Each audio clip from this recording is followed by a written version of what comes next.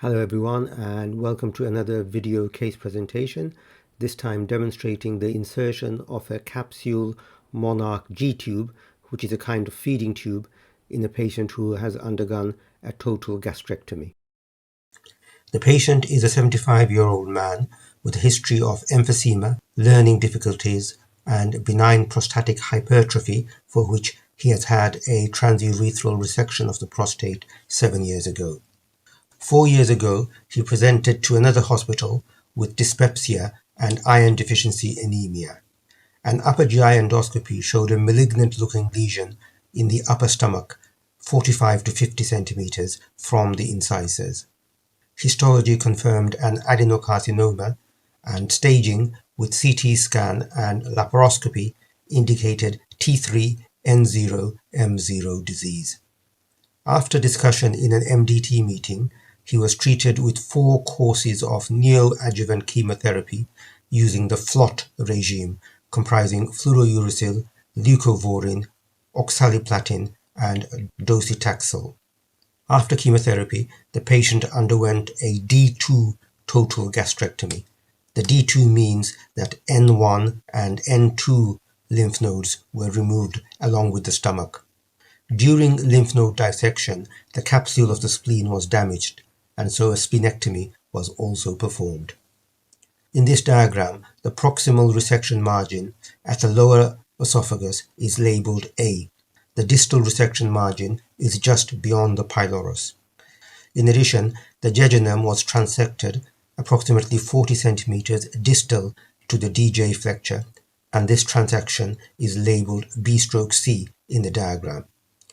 A further longitudinal incision was made in the jejunum distal to the transection, and this incision is labelled D in the diagram.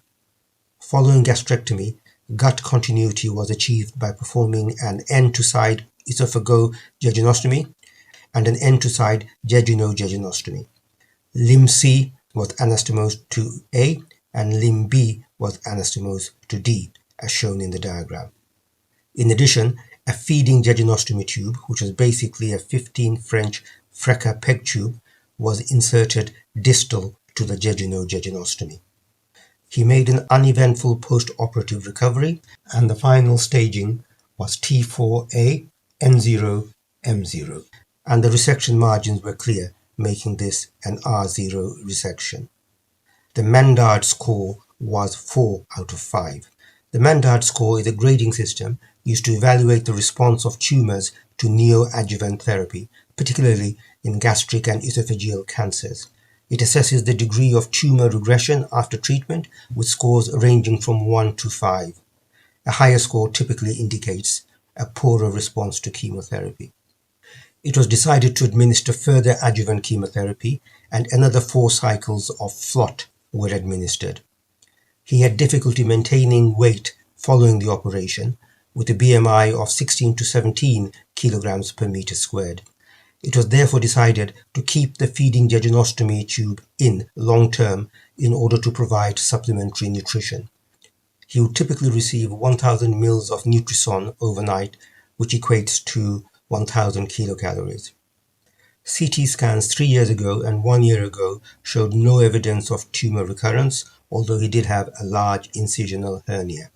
His feeding jejunostomy tube now needs changing, as it is beginning to perish and leak. The location of the feeding tube makes this a tricky proposition.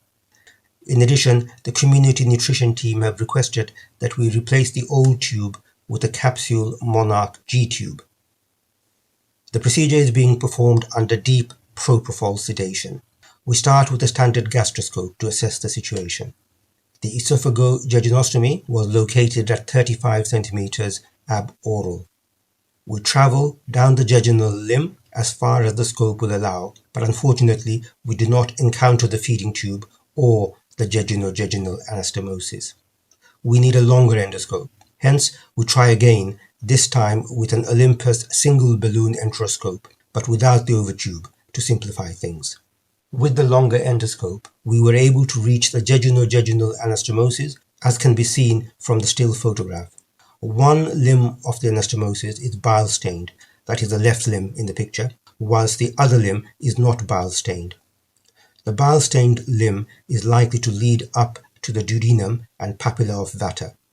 We therefore choose the other non-bile stained small bowel limb, and after travelling down it for a further 20 centimeters, we encounter the inner bolster of the jejunostomy tube.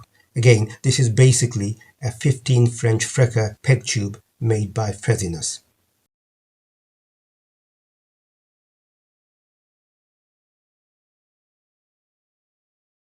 We push the peg tube from the outside and see that it moves back and forth and rotates freely.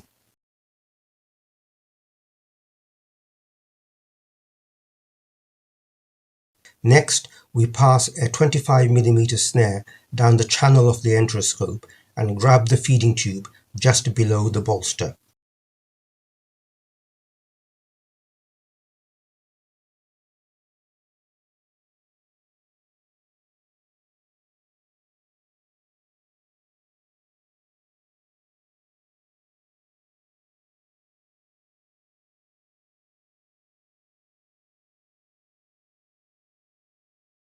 The feeding tube is then cut close to the skin from the outside.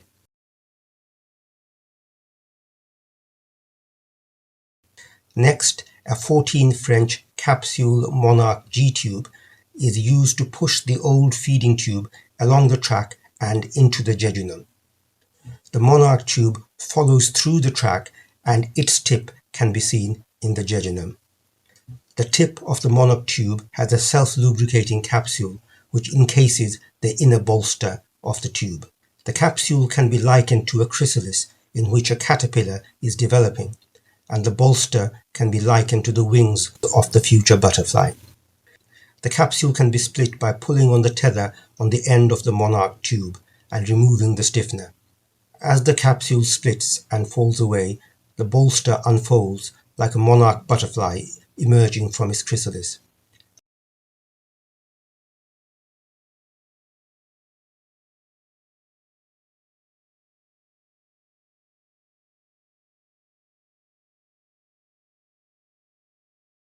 The capsule material is biodegradable. You can see the open inner bolster of the Monarch tube. It has a low profile, unlike a balloon tube, and can sit flush against the jejunal wall.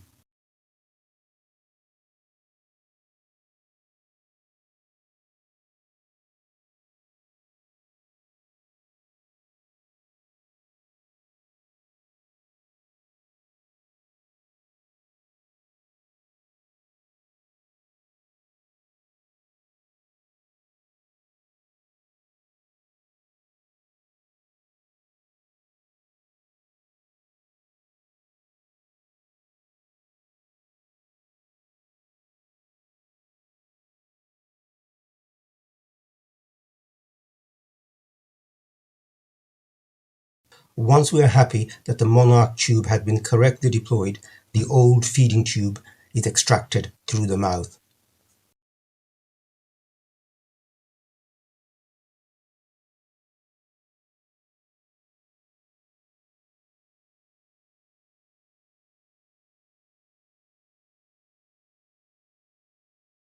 The new Monarch tube is then correctly tensioned using the external bolster, and the ports are checked by flushing water through them.